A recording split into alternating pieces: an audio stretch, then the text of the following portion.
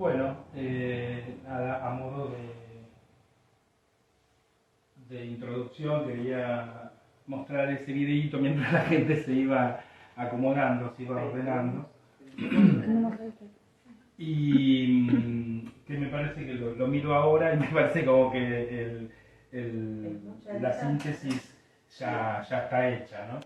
Pero bueno, la idea de la charla de hoy, invitado por Laura Galiotti, tiene que ver con contar un poco cómo algunos procesos, en particular en mi trabajo, se han ido modificando de acuerdo no solamente al espacio-tiempo y a una situación cronológica en el desarrollo de la actividad, del taller, sino de cosas que fueron afectando la obra directamente, ¿no?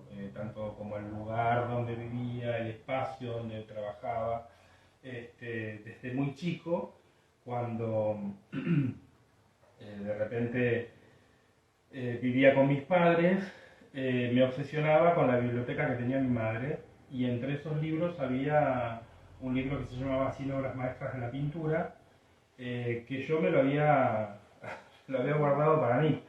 En realidad era un libro que no era que estaba prohibido que lo tuviera, pero me lo escondí, en realidad me lo llevé entre mis cosas. Y había una o dos obras en particular de ese libro que a mí me obsesionaban. Una de ellas me daba un particular terror, morbo si se quiere, ¿no? Desde lo misterioso, que era El Jardín de las Delicias del Bosco, que yo siempre cuento que fue como el artista o la obra que me empujó definitivamente a esta profesión. Y tomé, bueno, del Jardín de las Delicias en este caso, algunas influencias que yo con 8 años no sabía que iban a reaparecer tantos años después. Esta obra que está ahí a la derecha es una obra que hice en el año 90, yo ya ahí era alumno en la escuela en Malarro. Nunca fui consciente de la impregnación que había hecho el Bosco en algunos de mis proyectos o en mis obsesiones, hasta que en el año 2012, cuando vuelvo a Argentina para una retrospectiva en el Museo Castañino, Graciela Zupa, que era la curadora de la muestra, notó esta situación y me dijo: fíjate que esta obra es, ¿no? Muchos años después, esta obra es un extracto de algo que vos tomás del Jardín de las Delicias. Y es cierto, cuando yo miraba ese libro a los 8 años, y me daba mucho miedo, porque el Jardín de las Delicias, para todos quienes lo conocemos y lo hemos estudiado, tiene este, imágenes muy aterradoras. Este hombre, así como enredado en las cuerdas de un arpa, me atraía mucho por X motivo. Y terminó siendo, en un trabajo mío, un Cristo crucificado de espaldas, ¿no? O sea, fíjense que es bastante similar. Desde un punto de vista muy inconsciente, pero como una influencia muy fuerte. Y, y a partir de eso se dieron otras influencias en mi trabajo, en los trabajos de mis primeras etapas, como por ejemplo pinturas como El Descendimiento de la Cruz de Van der Weyden, y de todos los pintores flamencos de aquella época por quienes yo sentía obsesión. Para mí mirar El Descendimiento de Van der Weyden o ver algunos pintores de esa época era sentir el olor hasta del lugar donde había transcurrido eso. Una obsesión por ver cómo pintaban los paños, imaginarme cómo eran esas telas, sentirme seducido y atraído, porque además venía de una familia en la que los oficios estaban muy presentes, y algunos de ellos, como la alta costura con mi madre o la sastrería con mi padrino, eran cosas que para mí eran conocidas, y moverme en los talleres o moverme en esos lugares para mí tenía una relación directa, ¿no? con el placer de tocar los materiales, con el placer además de todo lo que podemos suponer que puede significar. Pero claramente Esto es un retrato, un autorretrato del año 92, 91, 92, en el que, si bien de una forma mucho más expresiva, aparece una pincelada mucho más suelta, obviamente, pero donde los paños, los tratamientos de luz, la sombra, remitían mucho a esa forma de pintar. Y otra cuestión que también se mantuvo muy presente fueron muchas cosas que tenían que ver con las temáticas. Si bien mi laburo nunca fue, mi pintura nunca fue una pintura religiosa, ni mucho menos, todo lo que tenía que ver con nuestra cultura religiosa tenía un gran simbolismo para mí. Entonces lo trasladaba y lo ponía, ¿no?, en esos cuerpos. Me interesaba muchísimo la figura humana y los trasladaba en esos cuerpos que generalmente eran dolientes o estaban seccionados o estaban suspendidos, como en este caso. ¿Sí? Y apareció un momento de gran obsesión por el dibujo. En esta etapa la influencia o el medio era la Escuela de Artes Visuales. Yo estudiaba en la escuela, tenía grandes profesores de dibujo y me obsesionaba por dibujar. Y dibujaba de tal manera y tanto tiempo que sacaba fotos de los pizarrones, porque en realidad me ponía a dibujar en los pizarrones, porque a veces se me terminaba el papel y bueno, me ponía a dibujar. Era como una cosa obsesiva. Entonces sacaba fotos de los pizarrones de la escuela, en aquel momento foto en papel, luego la escaneé, y las tengo ahí guardadas, pero son registros que para mí fueron muy interesantes que hoy, mirados a la distancia, entiendo por ahí ciertas cuestiones que marcaron mis intereses, que marcaron objetivos, ¿no?, a representar y con los cuales pensaba o creía que podía contar algo. Hasta que, bueno, con el tiempo veremos que dejé de ser tan mimético o tan figurativo. Me interesaba mucho la anatomía, investigaba sobre eso, pero al mismo tiempo me interesaba jugar y transgredirla, ¿no?, en ese pie que de repente uno tiene un análisis morfológico que intenta hacer un pie realista y en el otro confundirlo con una mano, ¿no? Me interesaban este tipo de ironías también. O también esta pasión obsesiva del método, de tratar de analizar la anatomía, la musculatura, investigar en libros de medicina. Tenía también, en ese momento no, pero en algún momento cercanía con los libros de medicina por tener un hermano médico, entonces miraba su material. Entonces eran cosas que me iban acercando a ciertas formas de la representación. Y en esa obsesión por el método investigaba mucho. Estamos hablando de una época en la que era estudiante en la escuela. Entonces sentía que todo lo que pasara por la escuela o todo lo que pasara por mi educación era fantástico.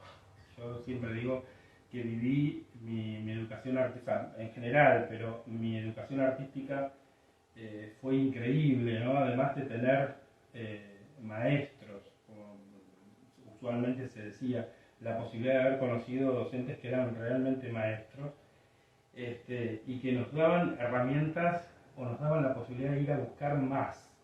Entonces eso me generaba como mucha adrenalina y al mismo tiempo quería producir porque era el lugar donde yo me escapaba o al mismo tiempo el lugar donde yo creía que podía contar cosas que no quería, que creía que no iba a contar, ¿no? Esto fue un proyecto para un mural, fue mi primer mural en la esquina de la Escuela de Artes Visuales. Esto ya no existe, existe el lugar, obviamente. Esto es en la calle 9 de Julio y Funes. Esto era la Tasca de Funes, que era el bar de la esquina de la escuela, al que yo le había hecho esta intervención para un concurso de muralistas acá en Mar del Plata, en el que, bueno, había proyectado esto y me habían regalado esa pared para hacer todo eso. Y luego vinieron etapas o influencias, también a medida que iba avanzando en los estudios y avanzando en la formación, influencias que proponían otro tipo de cuestiones. Ya no era la figura humana, sino que eran los materiales, el material por sí mismo. Con mis compañeros en aquella época salíamos a recorrer las vías de trenes, nos íbamos de excursión al puerto. Entonces empezábamos a contactarnos con ciertos espacios que eran muy atractivos desde lo que encontrábamos. En esa etapa también estábamos estudiando corrientes artísticas contemporáneas, vanguardias, y todo eso hacía que se fuera desarrollando, se fuera volcando en la obra. Siempre tuve la necesidad, como una necesidad escenográfica en mi trabajo, ya sea por el tipo de obra que planteaba o por las dimensiones. Estos eran trabajos que medían 2 metros por 4,5, que siguen estando obviamente, y era fantástico porque de alguna manera yo me tiraba sobre la tela y era como bailar encima de ella, ¿no? Era sacudir pintura, con la pintura sentir que velaba y velaba y velaba cosas, y al mismo tiempo incorporaba formas que para mí tenían un simbolismo muy grande, con las que siempre jugaba. Para mí la ironía era una de las cosas más interesantes al momento de hacer obra, porque me permitía decir sin decir.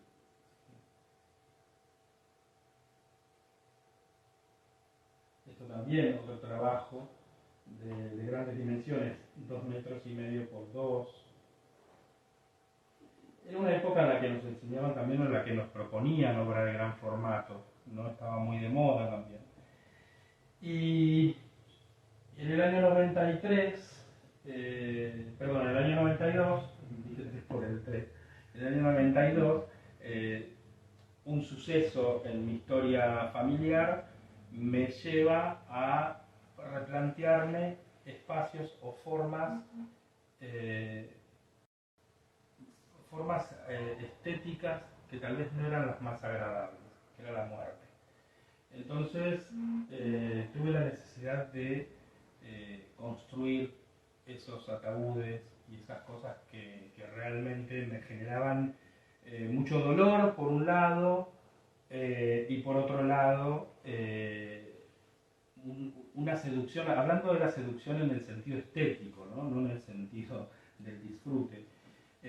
Yo podía sublimar el dolor, o podía sublimar la pérdida, o podría hablar de algo que tal vez intentaba que no fuera solamente mío, y que quería que todo el mundo lo entendiera y que lo entendiera para sí mismo, ¿no? Y entonces empiezo a jugar con grandes tablas que encontraba en los desarmaderos en el puerto o en las vías de los trenes, grandes tablones. Esa escultura tiene 70 centímetros por 3,5, y jugaba con esos volúmenes e incorporaba el grabado. Lo que hacía era grabar, había trabajado por medio de la fotografía, era la época en la que había aparecido la fotocopiadora. Con la fotocopiadora yo podía, dentro de la misma fotocopiadora, podía mover la fotocopia y transgredirla y hacer un uso de la imagen que, bueno, hoy no significa nada, pero en aquel momento, años 90, era toda una gran novedad tecnológica. Y al mismo tiempo sacaba copias y copias y copias y copias y las estampaba, ¿no? Las estampaba sobre las telas y después las seguía interviniendo con material. En esta época, obviamente había muchas influencias, pero básicamente seguía estando la presencia de pintores como Velázquez, que me apasionaban, ¿no? Me sumergía en esa cosa de aumentar una obra de Velázquez y ver las pinceladas, o ver cómo pintaba esas telas, cómo pintaba esos brillos, cómo pintaba esos paños, y al mismo tiempo aparecía otro era Bacon, Francis Bacon, que se había transformado prácticamente en un fetiche. Francis Bacon fue traído a mi vida, digamos, por una docente de historia que nos contaba historia del arte y nos hacía conocer, y a partir de ahí muchos de mis compañeros, entre ellos yo, nos enamoramos de su pintura y empezamos a aprender a partir de lo que Bacon proponía.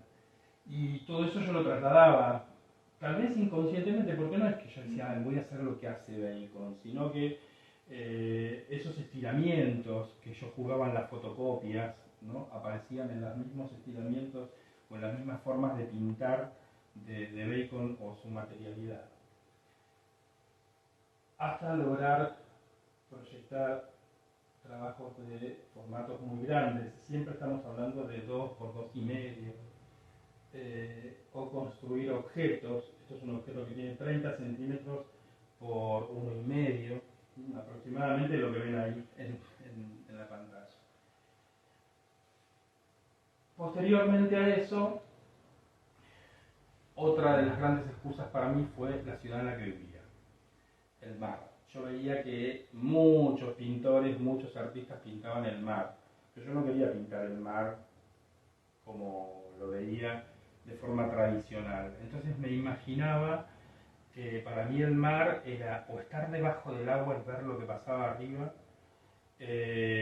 o imaginar cuán violento era un mar roto por algo, por ejemplo los cascos de los barcos. Esa cosa de impacto y de violencia, ¿no? Pero al mismo tiempo de fluidez. O sea, mi vida fue siempre como una gran contradicción en muchos aspectos, pero estas dos cosas para mí eran apasionantes, porque yo decía, esto es como la vida misma, ¿no? Es así, el impacto, el sumergirte, el zambullirte, y empezaron a aparecer estos trabajos en formatos más chicos, 1 metro por 1 metro, 1,50 m por 1,50 m en este caso, pero bueno, iba como aplacándome en el tema de los formatos, de los tamaños, pero me seducía mucho el color, me seducía mucho la materialidad, me seducía mucho el capa sobre capa, y fueron técnicas que fui trabajando y sigo trabajando al día de hoy de otra manera, el velar, el poner sobre lo opuesto. Voy bastante rápido porque quiero ser conciso, después cualquier cosa me preguntan. Hasta que llegó el momento de crisis. La charla le puse por nombre Inocencia, Crisis y Libertad, porque me parece que son 3 momentos que en mi trabajo fueron determinantes, no en un momento determinado u otro, sino permanentemente. Mi inocencia de los 8 años al enfrentarme a un bosco, y la misma que tengo hoy frente a una obra que estoy proyectando. Y cuando hablo de la inocencia hablo de esa honestidad o de esa ingenuidad con la que me gusta enfrentarme a las cosas sin saber lo que pueda llegar a suceder o lo que esa obra me pueda llegar a proponer. Y por otro lado, la crisis. Yo planteé la crisis en esta instancia del proceso, ¿no? Lo que estoy mostrando, pero también la crisis como algo permanente y algo positivo. Es el replanteo permanente de lo que uno va haciendo. Hablando de lo que era o de lo que son las cuestiones o los momentos que influyen a la obra, en el año 98 yo termino la carrera, me voy a vivir a Buenos Aires y me voy a estudiar en Teatro Colón. Y nada, duré muy poco tiempo porque en ese momento la escuela de Colón estaba en crisis y bueno, me fui enseguida, estuve 3 meses nada más, pero ahí conocí a un gran artista, un gran escenógrafo que me dijo, querido, no te vayas a Mar del Plata, no te vuelvas a Mar del Plata, te consigo trabajo en Buenos Aires. Y me quedé trabajando en una escuela de arte y diseño, que era una escuela de diseño específicamente, de diseño de indumentaria, en la que yo empecé a enseñar historia del arte y dibujo y figurinismo. Y ahí me empiezo a codear con el mundo de la moda. Entonces empieza la primera crisis. Yo soy artista plástico, pensaba yo. ¿Qué hago en este espacio que no me pertenece o en el que no conozco? Hasta que un día María Prior, que era una diseñadora de modas que trabajaba también en la escuela, me dijo: mira, querido, uno empieza en un lugar y uno nunca sabe dónde termina. Lo que uno tiene que saber siempre es que tiene que respetar la cocina del oficio en el que está trabajando. Y eso también me hizo sentirme seguro. A partir de ahí empecé a diseñar vestuario, empecé a diseñar moda, empecé a estudiar moldería, ¿sí? Pero me obsesioné con algo desde la pintura que para mí era muy interesante, que era dos aspectos fundamentales. Por un lado, poner en cuestión algo que en esa década empezaba a aflorar, que era recuestionar a la Iglesia como institución, plantear al hombre como consumidor de moda y al mismo tiempo como hombre, digamos, sensual, ¿no? Esa imagen del macho argentino que teníamos que tener, que no era tal. Entonces empezaba yo a ver que en Buenos Aires la cosa no era como acá, que el hombre consumía tanto la moda como una mujer, y que además se habían puesto de moda las faldas. Me acuerdo, Roberto Piazza, que era con quien yo trabajaba en ese momento, había diseñado una colección de faldas, y todos teníamos que ir con las faldas a los desfiles porque teníamos que mostrar la imagen de la institución. Entonces empecé a descubrir un mundo que también me parecía tremendamente atractivo, desde lo creativo, desde lo proyectual, como emoción, ¿no? Y como forma de vida. Ahí puse algunos ejemplos de cosas que también me tocaron hacer, como empezar a hacer escenografía, con muy pocos recursos a veces, porque por más que estaba en una escuela de moda muy interesante o muy buena en Buenos Aires, tampoco era que había tantos recursos, pero empezaba a trabajar otras relaciones de la obra o otras relaciones de lo que yo sabía hacer como oficio, llevarlas a otros espacios. Hasta que empezaron las primeras migraciones. Cuando hablo de migrar, si bien es cierto que yo me fui a España puntualmente, mi primera migración fue a Nueva York. Era muy chico, ya muy chico en el mundo del arte, y hacía mi primera muestra en Nueva York. O sea, la primera muestra que yo hacía fuera de la Argentina, en Nueva York. O sea, con un pánico absoluto, con una ignorancia absoluta de cómo eran las cosas y cómo se manejaban las cosas, pero al mismo tiempo feliz, porque decía: esto está saliendo de acá.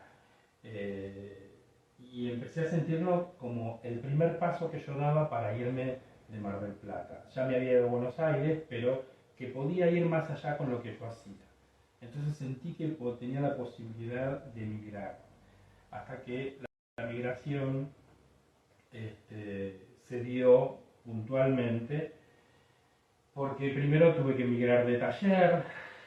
Yo me había construido, primero trabajaba en una habitación en casa de mis padres, después me pude construir el primer taller, que aún lo sigo teniendo como medio como depósito, pero sigue estando, donde se gestó mucha obra.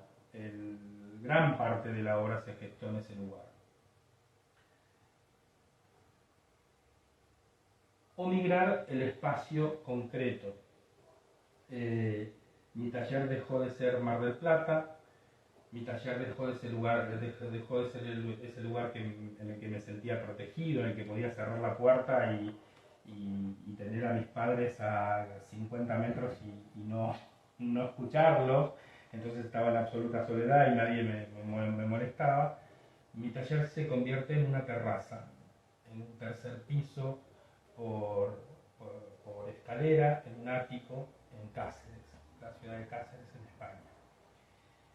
Puse esta foto porque esa era la terraza en la que yo empecé a trabajar, y esa es parte del casco antiguo que yo veía desde mi terraza, Y aquel que ven con esas chapas en rojo, hoy es el Museo Helga de Alvear, o Helga de Alvear, es el museo, una de las colecciones de arte contemporáneo más importantes de Europa, y lo tenía enfrente de casa, y todo eso me invadía, me daba mucha alegría, me daba mucha felicidad. Yo siempre digo que cuando me fui a vivir a Cáceres fue muy duro porque tuve que dejar cosas afectivas muy, muy fuertes acá, pero que llegué y me sentí, como dicen los españoles, muy arropado enseguida, porque llegué a una ciudad con que, si bien los españoles mismos dicen ser, o los cacereños mismos dicen ser la hermanita pobre de España, para mí era un mundo maravilloso. ¿Sí? Tenía este museo que se estaba creando enfrente, lo veía desde la terraza. A 16 kilómetros de mi casa el Museo Fostel, ¿sí? En un paraje que es Los Barruecos, ahora lo voy a mostrar, y empiezo a construir un espacio donde trabajar. También España modifica mi trabajo, modifica la obra, y empiezo a tener el espacio donde trabajar, me empiezo a sentir como más contenido, y la ciudad me empieza a dar mucho material para trabajar. Cáceres es una ciudad medieval, el tercer casco medieval mejor conservado del mundo, donde se encuentra también a 16 kilómetros de Cáceres el paraje de los Barruecos, que es un paraje de una antigua lavandería de lanas, de oveja, donde Fostel inaugura su museo, el Museo de Arte Fluxus, que es una de las colecciones de Fluxus más importantes también de Europa. Y todo ese paisaje me empiezan a dar herramientas para trabajar. Cuando yo llego a España, llego con obra que yo ya tenía, enrollé y llevé cosas, que fue esta serie que se llamó Traición al Sol. Y Cáceres me recibe muy bien, en pocos meses me da la posibilidad de hacer una exposición en el Ateneo de Cáceres, donde me recibe mucha gente, y eso me hizo muy bien. Marcaba una diferencia muy grande con todo lo que venía pasando en Argentina, o lo que venía pasando en Mar del Plata. Entonces eso me hizo tomar confianza, me hizo creer un poco en mí, porque siempre uno va pensando que lo que va haciendo no está bien, sobre todo cuando no hay un resultado directo, ¿no? Y se empezaron a dar una serie de muestras, como por ejemplo esta de Caja de Extremadura, también en la ciudad de Cáceres, en la que propongo algo que me hacía mucha falta. Y era que yo había llegado de una ciudad del mar a una ciudad que estaba entre medio de la montaña. Y que además, particularmente, no tenía río. No tenía, en casi todas las ciudades españolas pasa un río por la ciudad. En Cáceres no. Sin embargo, contrariamente a eso, Cáceres es una de las provincias que tiene más kilómetros de costas de toda España. ¿Por qué? Por la cantidad de lagos, por la cantidad de pantanos, por la cantidad de arroyos, por la cantidad de gargantas. Pero Cáceres no tenía agua, tenía fuentes. Entonces yo que me propuse proponerle a Cáceres una fuente con mi agua, con el agua de mi ciudad. Construí esta instalación, que son cubos de madera con vidrio pintado, que hoy, afortunadamente, después de casi 12 años de haberme vuelto de la ciudad, es parte del patrimonio del Museo de Cáceres. Y otra cosa que también dudaba en ponerla, pero que también como reconocimiento me parecía interesante, y era que allá todo era más fluido. Vos producís obra, tenés la posibilidad de exponer, así como no, o sea, mandás tu dossier, mandás tu catálogo, y tenés respuesta por sí o por no. Hubieron muchísimos no, ¿sí? Muchísimos de 10 catálogos que mandaba para exponer, 8 fueron no. Pero esos 8 que venían con no, venían con una justificación. Y esa justificación a mí me dejaba tranquilo, porque me decían, estimado fulano, su obra es muy interesante, pero no coincide con el perfil de nuestra galería. Y a mí eso me parecía ya suficiente, porque simplemente lo que te estaban diciendo es, no es que usted es malo, usted no coincide con lo que nosotros buscamos, punto. Y así se fueron dando cosas muy interesantes, y así mi laburo empezó a irse a Jaén, se empezó a ir a Valencia, se empezó a ir a Galicia, y yo me sorprendía, porque todo era fluido, todo era muy fluido. Y la prensa reconocía automáticamente lo que hacía, ¿sí? Hasta que un día pasó algo muy interesante en esa imagen que está arriba, que es un suplemento que se llama Abuela Pluma. Salgo a la calle y encuentro, era un suplemento del País, que salía con el diario El País, que vos lo recogías gratuitamente en la calle. Y bueno, y decía ese texto, luego si me acuerdo, decía, bueno, nada, era, me nombraban entre los personajes más importantes del año de la cultura extremeña. Y eso a mí me generó como entre orgullo, miedo, porque dije, me van a fusilar, porque obviamente vos llegás a una ciudad en la que caes y para el resto de la comunidad artística también puede ser. Y sin embargo, me decían cosas como muy fuertes, ¿no? Como, tú eres de aquí, tú pagas tus impuestos aquí, tú vives aquí, tú comes aquí, tú trabajas aquí, ¿no? Y eso a mí me dio un lugar, o me dio un lugar de confianza, ¿no? Yo siempre que cuento esta experiencia de Cáceres, a la que soy ciudadana, a la que le agradezco muchísimo, lo cuento porque además de que es de bien nacido ser agradecido, a mí me fortaleció y me posicionó en un lugar en el que yo no había estado nunca, que es decir, creo que lo que hago no está mal. ¿Sí? Y eso para mí fue muy interesante. Se dieron también otras exposiciones con obras de gran formato, pedidos de locales comerciales. También ahí aparecía otra crisis. Decía, yo soy artista, ¿cómo mi obra va a estar en un café? Y vino un día el dueño de ese restaurante y me dijo, quiero que el comedor, porque había ido a él a ver esa obra, dijo, quiero que el comedor del restaurante sean tus soles. Y bueno, me puse a trabajar y construir ese espacio que hoy por hoy sigue, supongo, sigue en la ciudad de Cáceres. Voy a acelerar un poquito para no aburrir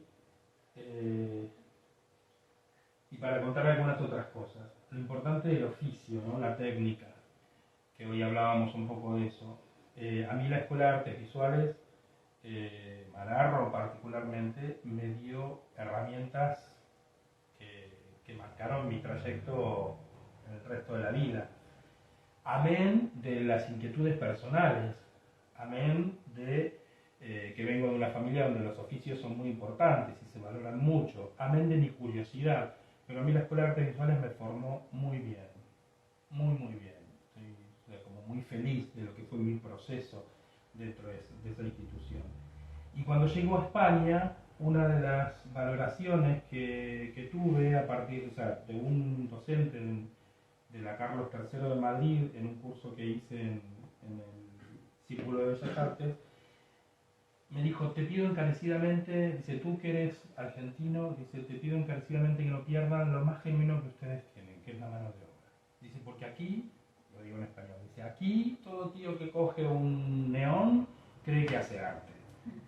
Y era cierto, o sea, veías cosas que sí pueden ser fantásticas, pero no todo el mundo que agarra un neón o un broche y lo pone en la pared hace una obra con eso. Hay quien lo puede hacer, pero el oficio es algo que, según me decía Juan Carlos Sanz, el oficio es algo que el arte contemporáneo está pidiendo a gritos. ¿Sí? Y eso es algo que yo siempre dije, lo voy a rescatar aunque me cueste, porque también estoy tentado muchas veces de ir a cosas más sencillas como agarrar una computadora y proyectar con la compu, ¿sí? Porque además es un medio en el que yo me muevo bien, pero el oficio es algo que te coloca en un lugar y el tirarte a la materia es algo que te coloca en un lugar que otras técnicas no lo proponen, ¿sí? Y empiezo a experimentar con otras versiones de los soles. Eh, Termina esa serie, me encuentro con cosas también que no eran muy negativas, porque no todo era maravilloso ni color de rosa, y una noche, así sentado en mi estudio, a oscuras, con mucha angustia, dije, bueno, la noche traerá otros soles. Me puse a filosofar pensando que yo era, no sé, Nietzsche. Pero, y salió así, como un título. Y los soles se transformaron en noche, y los soles se transformaron en luna, en plata, en color plata. Entonces empecé a pensar o a reinventar la vida a partir de una noche, de lo que podría llegar a pasar al otro día. Entonces, La noche trae otros soles fue una serie que yo construí a partir de esa obra que había llevado yo a España y por un hecho puntual. Y es que yo había mandado un proyecto para exponer en la ciudad de Cáceres con una serie nueva, que eran Los Puentes, y me habían dicho que no. Y cuando me proponen el sí en una galería, ahí en Cáceres, otra me propone el sí cuando me había propuesto el no. Entonces dije, bueno, yo ya la obra la tengo comprometida. Esa angustia fue la que dijo, la que me hizo plantear que la noche traía otros soles, porque yo ya no tenía más puentes para poner y no quería poner las dos obras en la misma ciudad con diferencia de 2 meses. Entonces me puse a trabajar como loco y ahí surgió esta serie, que no fueron mucha cantidad de obras, habrán sido 20, 25 piezas, pero generó una muestra con la cual estuve muy feliz también, ¿no? Vuelvo al tema de los oficios, la importancia de generar con material que para mí era material de descarte, para todo el mundo era material de descarte, generar piezas de gran formato. En ese caso el desafío era técnico, al mismo tiempo que estético, y quería hacer obra de 3-4 metros absolutamente creada con papel, con cartón, y recolectaba cartón de la calle y me lo llevaba al tercer piso de la terraza donde vivía y construía grandes volúmenes que pudiera transportar, que pudiera bajar por las escaleras o que pudiera por la terraza y sogas bajar a la calle. Entonces ahí surgió la serie de los puentes, la parte tridimensional. Después voy a aclarar por qué una parte y la otra, porque hubo algo que para mí fue también diametral, que fue una beca, que tuve una beca, hoy por hoy le llaman residencias. Hice una residencia en Santander en el año 2010 que me hizo rever la relación de la obra bidimensional con la obra tridimensional, ¿no? como influencia entre una y la otra. Los puentes para mí se impactaron en el momento que puse un pie en España. La obra venía quizás masticándose, pero cuando llego a España, un 28 de mayo, calor de mayo, de feria de mayo, como dicen allí, calor de 49, 50 grados, bajo en Barajas y me encuentro con una pantalla de LED impresionante, con un toro que en una plaza de toros que lo estaban matando y el salto de sangre que caía en la plaza de toros sobre el amarillo y esa imagen fue impactante y yo dije, wow, España es roja. Y los puentes fueron rojos. Para mí la pasión porque los españoles hablan del toreo como una pasión española, más allá de lo que podamos pensar y de cómo podamos estar en contra del maltrato animal, había algo que a mí me atraía mucho, que era esa pasión que tenían los españoles para todo. Para pasarte una caña, o para discutir, o para invitarte a bailar. Para todos son muy pasionales. Si bien hay mucha diferencia entre un andaluz y un gallego, notaba que eran un pueblo con mucha pasión, ¿no? Y que se levantaban de cosas que a nosotros nos costaban mucho más tiempo. Entonces los puentes fueron rojos, fueron mis mapas, mi manera de unir ciertos recorridos emocionales que yo me llevaba de Argentina, llevaba a España, me unían con Italia y a partir de ahí empecé a crear mis mapas. Y se dieron cosas también muy interesantes, como una exposición en una de las salas más lindas que tiene Cáceres, que es un antiguo cine que está convertido en galería de arte, que es el Centro Cultural de Capitol. Es un centro cultural que tiene 2 pisos, o sea, la sala del cine y todos los pasillos arriba, donde se muestra obra. Y acá puse el éxito.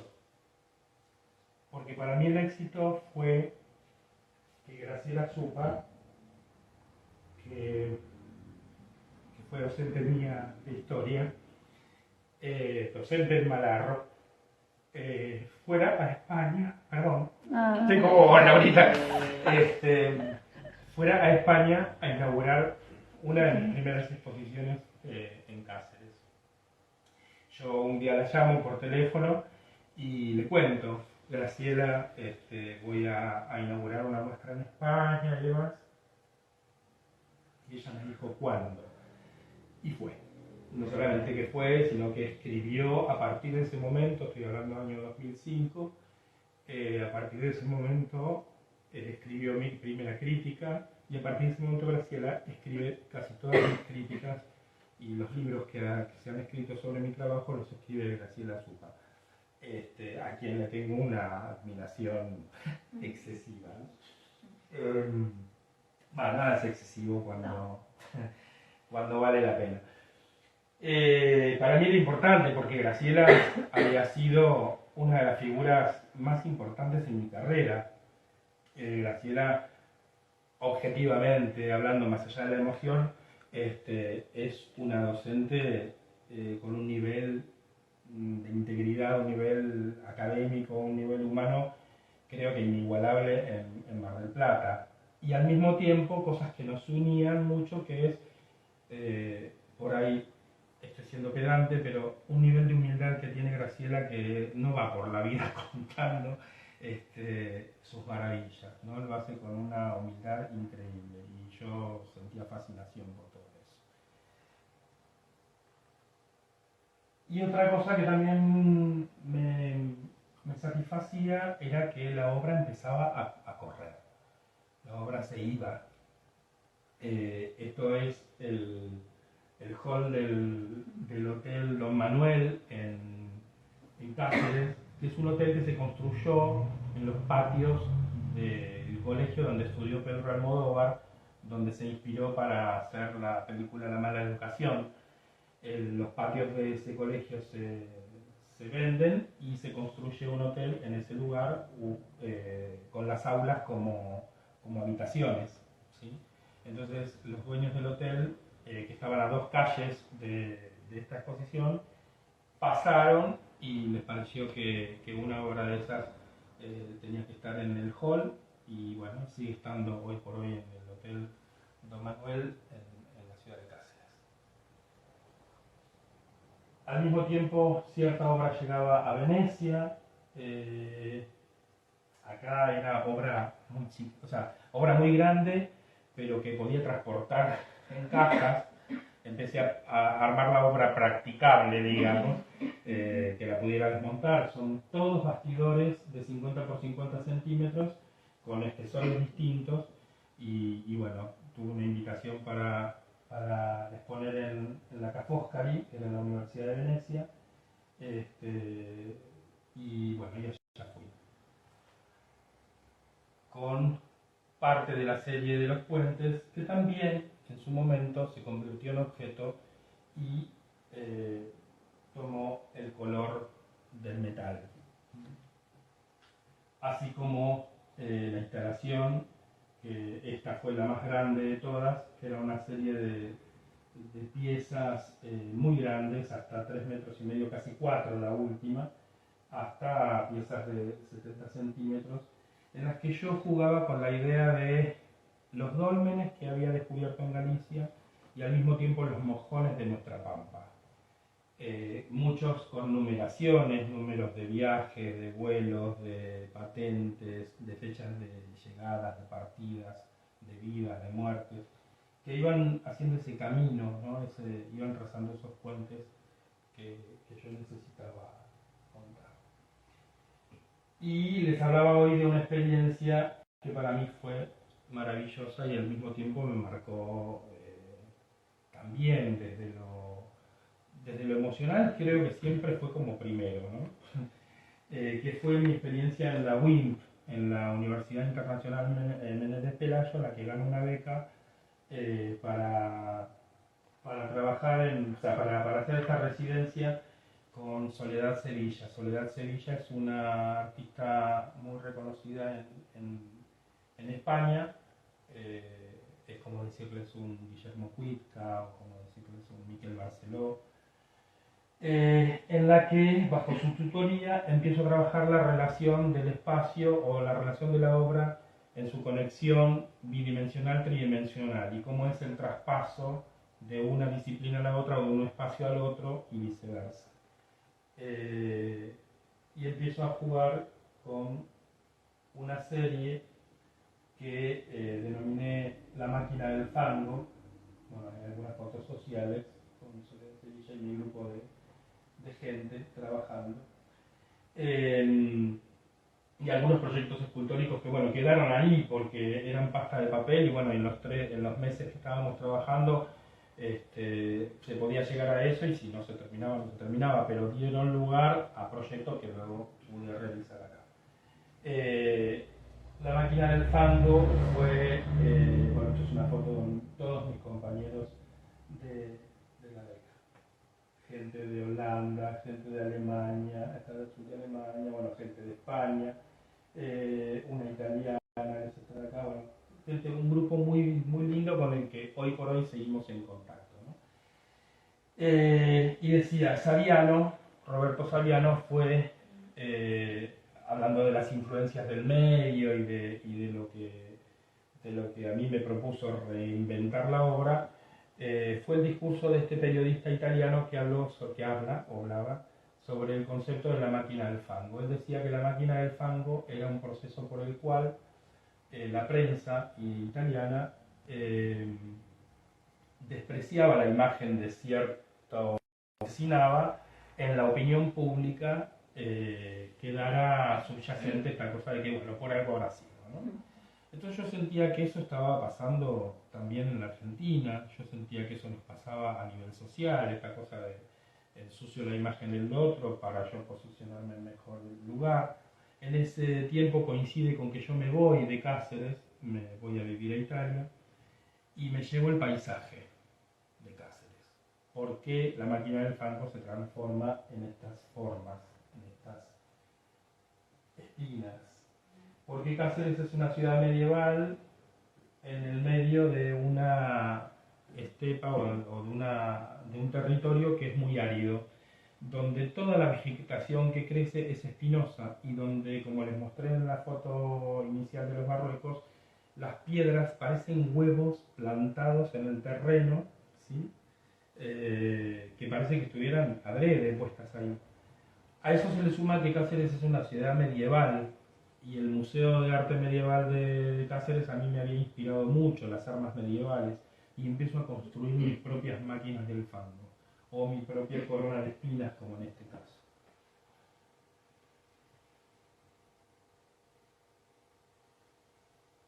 Esto era un trabajo también de formatos muy grandes, donde trabajaba sobre tablas, ¿sí? Eran tablas de madera, de 2,60 y pico por 3,20, con chorreados y chorreados y chorreados y chorreados de material, y luego con un tratamiento de la forma por veladura, ¿no? Hasta que cuando llego a Argentina, esta serie la empiezo en Italia, y cuando vuelvo a Argentina empiezo a reconstruir la idea. Ya no pensaba en el barro como algo que te puede ensuciar, sino como en el barro como la posibilidad de construir a partir de eso una nueva forma, algo nuevo. Y empiezo a jugar con cosas mucho más etéreas. Papel de seda, estos son rollos de papel de seda con los que se envuelven los zapatos.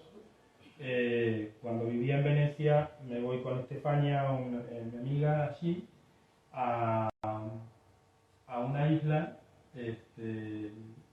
y a Murano, exactamente, donde había un amigo de su padre que había sido zapatero y que ya cerraba la zapatería y tenía en la pared rollos, pero rollos de este tamaño, pesadísimos de papel de seda, y yo le pregunté qué iba a hacer con eso y me dijo que me los lleve.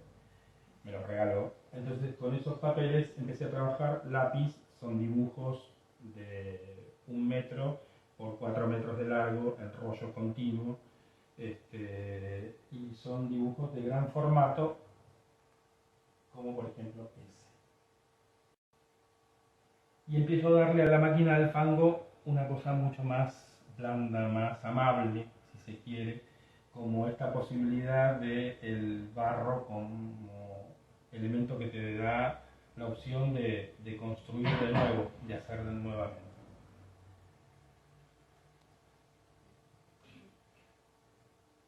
En ese mismo momento me voy de Cáceres, y Cáceres me despide con una especie de retrospectiva, es las 3 imágenes de arriba, en un espacio que se llamaba Embarcadero, que era una antigua mina de azufre, convertida en centro cultural. Me dan el espacio me invitan para hacer una muestra muy grande, y al mismo tiempo, si bien todavía estaba viviendo en Italia, el Museo Castanino me hace una muestra que evocaba, digamos, a mis 25 años con la pintura.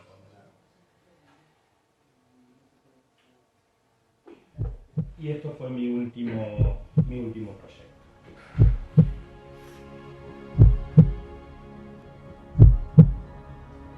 Rojo, solo,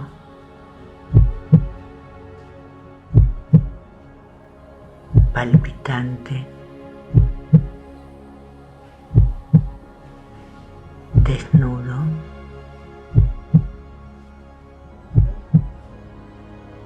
vacío,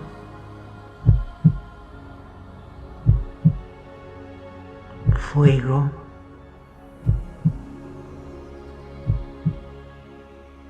pasión, sangre, tragedia, instante, eternidad.